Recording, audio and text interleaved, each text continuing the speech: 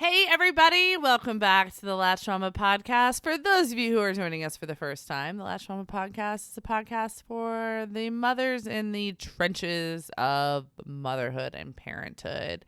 Today, we are going to be talking about crying kids, why they do it, what to do when they do it, and how we kind of navigate those hard moments. You're listening to Latched Mama Podcast. I'm your host, Melissa Wirt, busy mom of 6 and owner of LatchedMama.com. Join us each week as we talk about pregnancy, breastfeeding, postpartum, and all things motherhood. Hi, friend. Yeah.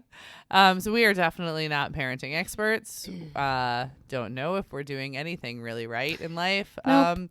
But we're here each week to kind of remind you all that you all are not alone in these moments that might feel very, very lonely.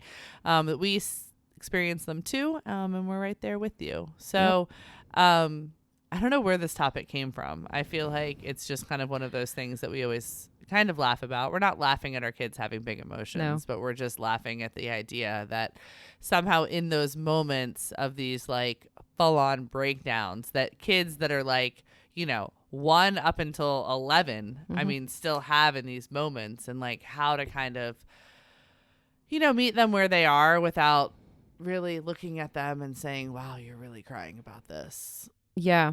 And some of them are just, they don't really make sense, why my kid is crying. And I think it's a lot of underlying issues. They're overwhelmed or, absolutely. It's just too they're much. just having really, really but it big comes out feelings. that they're crying because like their knee bends or something. And so again, not laughing at them, but just these little fascinating creatures that just have so many big emotions, and that sometimes they get so overwhelmed, just like us.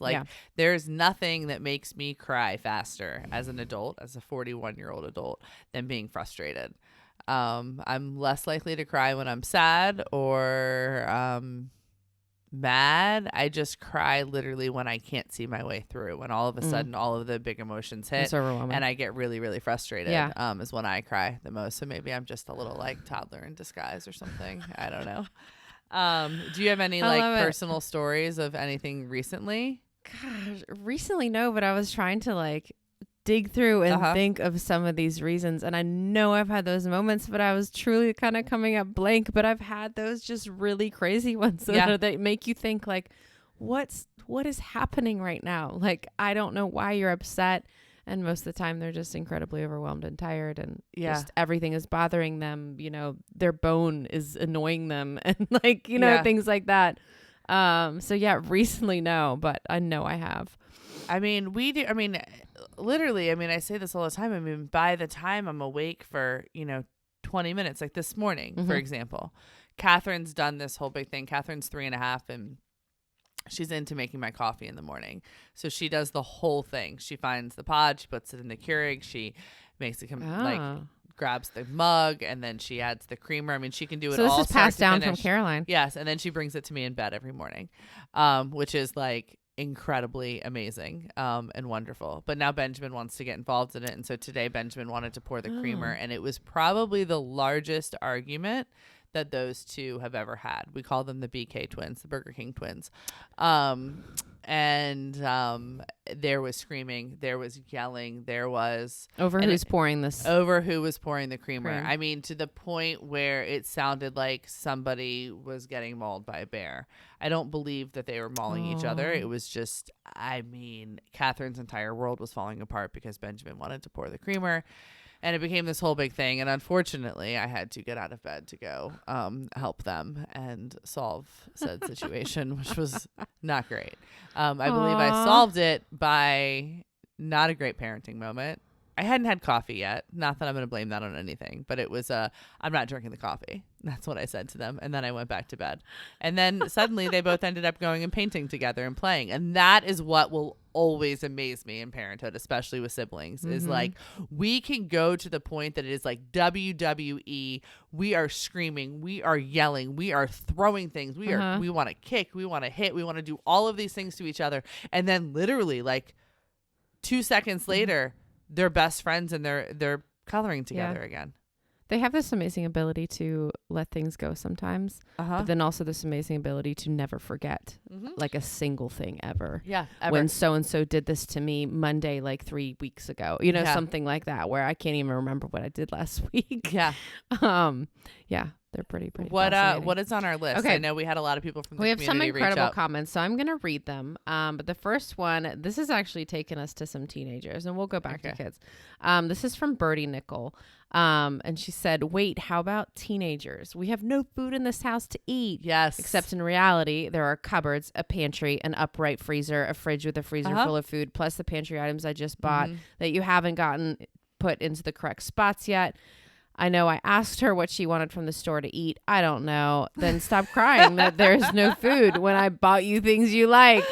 And this is this summer. It is so. We were just talking about it. I just Instacarted a Costco order.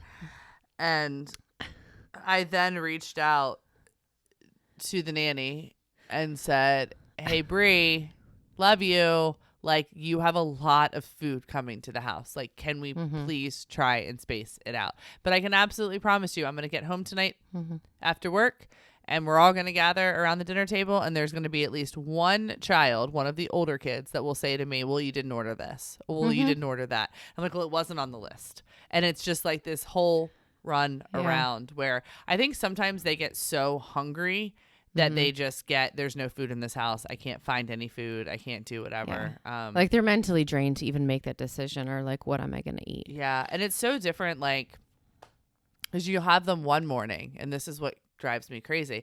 There's one morning, well, like this morning, Nathan looked at me, and he's 11, and he said, I don't want cereal for breakfast. I want something else. And I said, okay, well, there's sausage, egg, and cheese croissants in the freezer.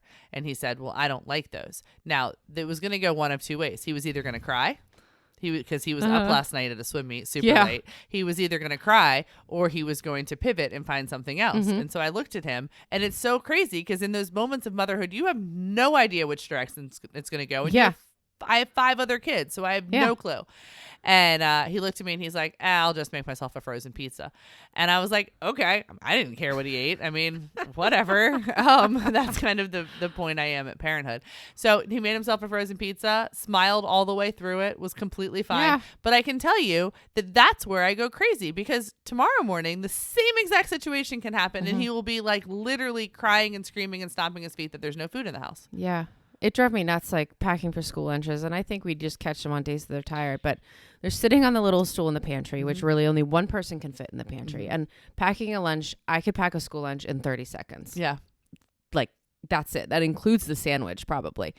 And they're like, there's nothing for me to take to eat. And I'm just like, you kind of like, I don't want to laugh out loud, but you kind of chuckle inside. And I'm like, I just ordered like... all these, there are fruit cups, there are apple sauces, there are go-go squeezes, there are granola bars, there are fruit snacks, there are all the things. There's a brand new box of chips, and they're just all the things that made you happy yesterday. They're literally just sitting there like, there's nothing, and I'm like, okay, this is like, you're exhausted. Like, I think this is what this is, but there is plenty of food. I can even show you the receipt. Absolutely, just show all of this food is in the house. Of what we just spent on all this food, or the amount of times the fridge is just opened and stared at. I'm like, y'all are just lazy. Like, there's so much food in this house. Well, I don't like that. And I'm like, well, then, don't know what to tell you. It's fascinating. It's the flip-flop of yesterday there was plenty of food in the house. Same exact food is still there, but it's the next day and there's nothing. And we have a problem today. Fascinating. Yeah. All right, what's our next one? Okay. This is from Kim, and she says her son gets upset if he doesn't get to feed the dog, but he doesn't want to do it every day, so it's really hard to know when he wants to do it. Yes. And of course, Kim is not a mind reader. Yes. That's the coffee conversation. I don't know when they want to make my coffee, when they don't want to make my coffee. Gosh forbid I literally beeline to the coffee maker and want to make my own coffee, and somebody else had wanted to make it. And they decided both to show up on the same day, and they both wanted to make it. Absolutely. But it's like, you can't, like, sometimes you just have to do things as a mom. Sometimes you just have to make said decision to refill the dog's water or to go get, like, for us, it's like some days nobody wants to go get the eggs. Nobody wants to go up and see the chickens. And then there are some days where if I go do it without them, or I only take Matthew or somebody with me, it's like you would have thought I had burned the entire place down because they are so devastated that they didn't get to check for eggs. It reminds me of dinners. We do like Taco Tuesday or whenever we have tacos, because half the time it's not on Tuesday. And they're like, I don't like this. I don't want, and I'm like, dude, you just had this last week and you loved it. And you loved like, it. you can't do this to me. Like, we're not crying over tacos, but yet you just had them and they're delicious. And I actually have a video of you on my phone, like, to prove it, because now I've resorted to that. Like, don't tell me you don't like lasagna, or don't, because I have a video of you eating, telling me it's delicious. Yeah, don't cry on the floor that you don't like these brand of chicken nuggets when you're the one that told me to order more. Yeah, you asked for them. Yes. Oh my gosh. Label this like the most frustrating episode ever. Yeah, sorry, we get ourselves a little worked up too. Okay, this is from Brittany Davis, and these are the ones that they do kind of make you laugh. Her son threw a complete fit because he had an elbow. I get that the elbow was just not. He was not vibing with the elbow that day. Like, he didn't not know what it was named, or like he just didn't. I don't know. He had one, my guess is this sweet boy was just completely overwhelmed with life, and his elbow was just severely bothering him. Maybe he kept hitting it on the counter and he wanted it gone. I don't know. I can completely imagine this situation because 100%. Yeah, I've had a kid who does not. Oh, that was one thing. They did not like their little toe. Like, it kept, and I think he kept kicking it on the couch or whatever, but he wanted it gone. And it was just... He wanted his little toe gone. It was the worst thing of the day, and it needed to be off his body and the toenail and all the things. And they're just so sweet, and you want to hug them. But they're such angry little creatures in that moment. So like, what do you do with them? So KK, I don't know. I think you know this. KK has had a wart on her hand, and she had one on her foot for... it was there for a really, really long time because it became a part of her, and she named it. Its name was Eliza. And it was her wart friend. It was her not wart. That's my last name, wart friend. And she loved it. And so, I mean, I talked to the pediatrician about it, and he was like, it is what it is. You can get compound W, like, it's not hurting anything. And it kind of became this part of her. And I wanted to walk this like really gentle line of, it's not hurting you if it is part of you. You have named it at this point. Like, we're not going to get the thing off. But then every once in a while, it would tickle her in the evenings, and she would freak out. And she would say, I want it gone, I want it gone, I want it gone. And she would cry her eyes out. Like, it hurt or would tickle, like, I don't know if it touched something else. Or I haven't had a wart before, so I don't really know. I think that they have little, like, tentacles that go into your hand, maybe. I think. I don't know. I mean, well, they have to get blood supply from somewhere. I don't know. True. You guys, I literally not a wart expert, but every once in a while it would tickle her, and she would freak out and she'd want it gone. And so eventually she came around to the idea of, but it was her decision to get it gone. But it was the same thing. It was back and forth and back and forth. I want Eliza gone. I want to keep Eliza. She's my friend. Like, this whole big thing. So is Eliza gone now? Eliza is gone, and she's very happy. Eliza what did you do? Gone. Just like clear compound W. Like, just kept until it. Yeah. We tried to get one of those burn off things from Amazon. That's really cool. They make it for kids, and you just stick it on there. Things have come so far since we were kids, but it didn't work. So we just painted the clear paint on it every day until eventually it went away. And that didn't bother her? It didn't bother her at all, and I think she's happy. She still shows everybody that Eliza's I'm gonna have gone to get now. you. I'll have to get you to send me that link. Yeah. I mean, it's just the normal standard stuff from Walmart. Oh, okay. It's really not exciting. Because we have, where was hers? Hers was like on the palm of her hand. On the palm of my hand. So Amelia has one right here. So, yeah. Is Amelia bonded with hers? No, and it doesn't have a name. So I don't think she minds. We've tried a couple times, but like the Band-Aids fall off. Yeah. And I think this other thing that I have does sting a little bit, so she doesn't like it. But the ups and the downs are fantastic. You're crazy. All right. This is from Nicole Ramsey. This is really cute. When my daughter was 6, we took her to the movies for a special date, and she didn't want the day to end. So she asked if we could go to Paris next. We told her it takes a lot of planning and a long plane ride, and the way she cried because we couldn't just go to France at 2 p.m. on a Saturday. Oh, okay. So doesn't that It just makes me smile. Like, so I was just talking about this the other day. I have a really hard time when things end, and I'm getting better at it, and it's one of the things that I'm trying to work on.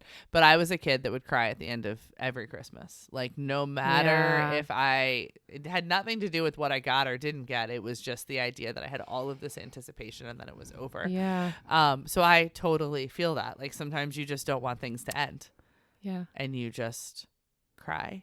It's so You want to go to Paris. What would you do? I wonder what Sweet Nicole did. I don't know. I think I would. I don't know. I'm a sucker for stuff like that because that hits me. Like, I wouldn't take the kid to Paris.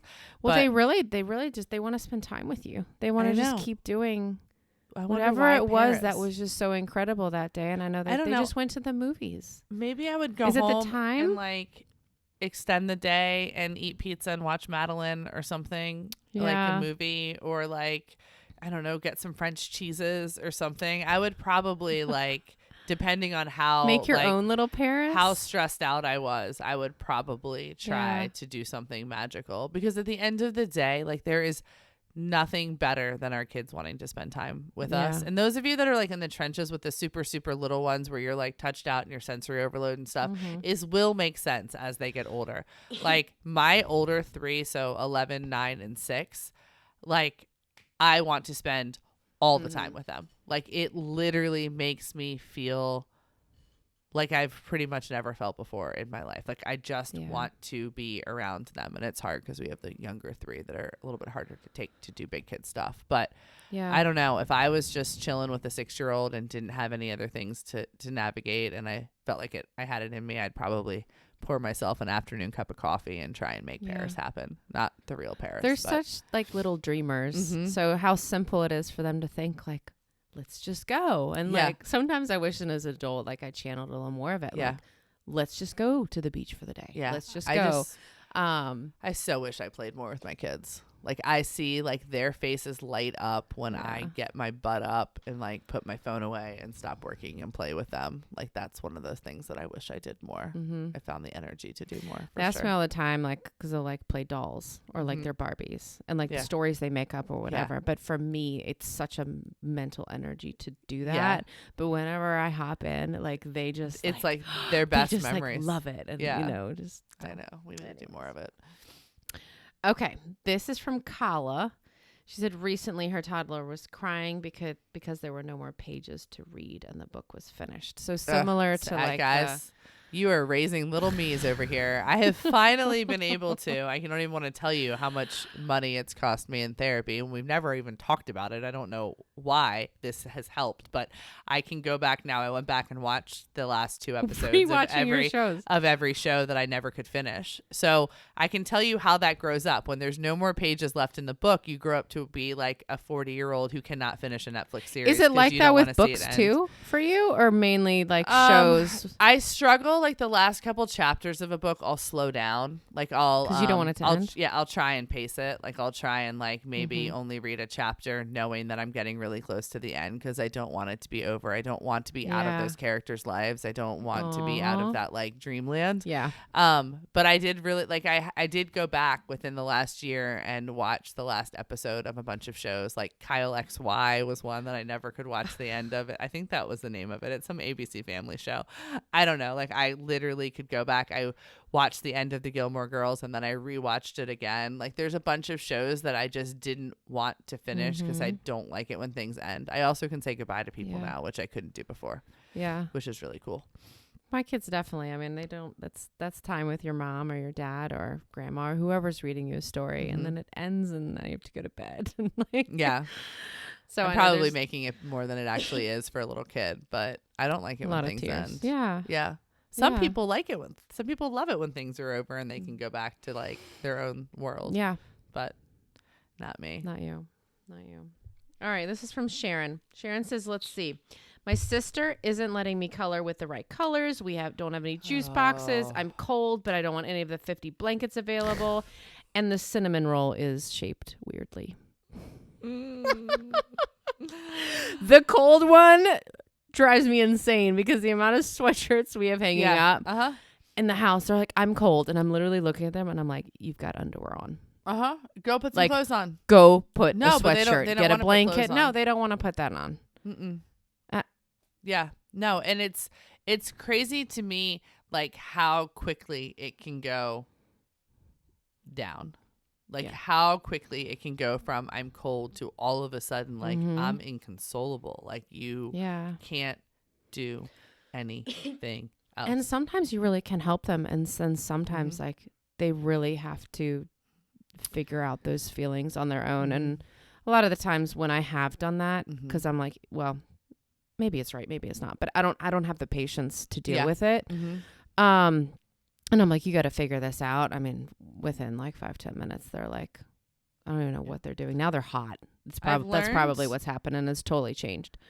Just to give some solutions that work for our families, definitely not based on science or education or anything. But I'm slowly starting to learn kind of what each age needs as they go up. But one thing that has worked for all of them, if the kids are into it and if they'll allow you to do it sometimes, is literally just a tight squeeze. Like, I know you do that with Gabe, but like literally just holding them, because there are sometimes you can't fix it. You can't fix the fact that your kid has an elbow or that the book is over. Yeah. But if you can just try to go to your happy place in that moment and just hold them, sometimes you don't even need words. Sometimes they just need to feel safe and held and loved. And like last night I came home and Alex is in this really, really hard spot. He's 9 and it's hard because he's under Nathan and he's over Caroline, and Caroline's the oldest girl. Nathan's the oldest boy. He's kind of in this tough spot. He's trying to find his way. He's very different than them. But he's very big into the fact that he has his own opinions and he wants to make his own choices, and nobody can tell him what to do, and nobody can speak for him. And it's just, and he's very articulate in the way he speaks, and he makes complete sense sometimes if an adult was saying it, but he doesn't quite understand that he's only 9. And so like, he can't really speak to people that way, but it's still very respectful, but it doesn't come across as respectful because he's 9. Yeah. So it's this whole big thing we're trying to navigate right now. But I came home last night and my mom warned me when I walked in the door. She's like, Alex is not in a great place, and we had to get out the door to the swim meet. And I don't know exactly what it was about. It was he couldn't find his suit and all of this stuff. But Bree walked in, the nanny walked in, and she said, hey, Alex doesn't want to go swim. And Alex burst out crying, hysterical crying, because Bree spoke for him.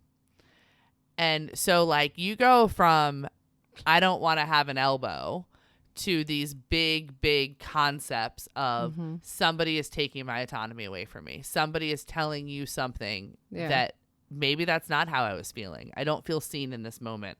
That is not correct. I do want to go to the swim meet, but I can't find my suit. Yeah. Or, but I don't have this or something. Yeah. And that moment of him not feeling seen was such a real kind of like big kid moment. But I didn't really know what to do because I had just walked in the door and I was trying to figure out where all the pieces were of everything that was going on. And I gave him a great big hug and I just held him.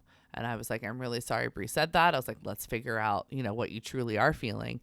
And he got it together and it was great. And he had a wonderful night and he was happy. But it's the jumping for me between a little kid needs this and it's completely irrational. And hey, this big kid may be showing physically that he's kind of irrational right now because he's crying and he's stomping and he's having big emotions. But you know what? Like his thoughts right now all of them are very valid, but his thoughts are really valid. And he's dealing with a really big kid thing that if handled correctly will hopefully help him when he gets into the big kid world, to navigate things. Yeah. And that's just so trippy to me because you have to literally do something different for 1, 2, 3, 4, 5, 6. Well, I think they evolve in that processing of those feelings. When they're little, they don't. That they're going to act them all out. And just hope that they fall into your loving arms and you take care of them. And then as they get older, they can put some words to like, hey, I didn't like when you spoke for me, or that's not how I feel, or something like that. But physically, it almost looks the same because he was crying. I mean, he was looking like he would, like a toddler would look. But I had to not treat it like a toddler. I had to treat it like a big kid who could tell me how he was feeling. And that's where I get tripped up sometimes. Yeah, agreed. Okay, I had one more. Okay. And I mean, this is a little bit similar. Jennifer says that her favorite reason that her daughter cried so far is because she gave her her favorite food. It was devastating, so she screamed and cried and threw it on the floor. So just similar to like the elbow, and you know, they're just completely overwhelmed. And what else are they telling us? But it's kind of funny, but it's kind of not. Yeah. And I think that where I've come and where I've kind of landed in all of this is that, and I don't know if it's a healthy place or not, I just don't really have a whole lot of expectations anymore. Mm-hmm. Like if I know I'm creating the best family meal ever, so like I know that it's taco night and everybody loves taco night, and it's going to be this wonderful experience where we all sit around the table and everybody's going to be happy and it's going to be great and everybody's going to eat.